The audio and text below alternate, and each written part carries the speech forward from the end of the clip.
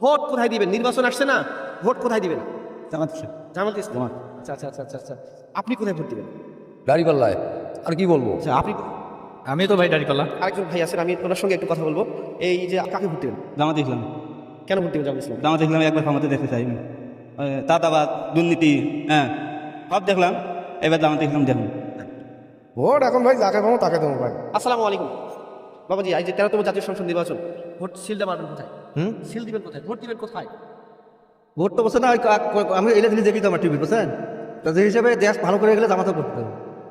আপনি কি বলেন? হ্যাঁ জামাত কে দাঁড়াইছে এখনো জানেন না? না, ওই যে দেখেন পোস্টার লাগাইছে, দেখছেন ওখানে?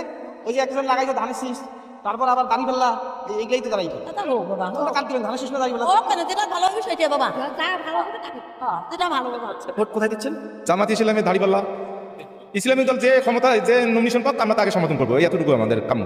মানুষ যুব সমাজ চাইতেছে ভালো একজন জনপ্রতিনিধি আসুক, দুর্নীতি চাঁদাবাজ যেন আর বাংলাদেশে ঠাঁই না হয়, এটাই বাংলাদেশ সাধারণ মানুষ, এটা কাম্য।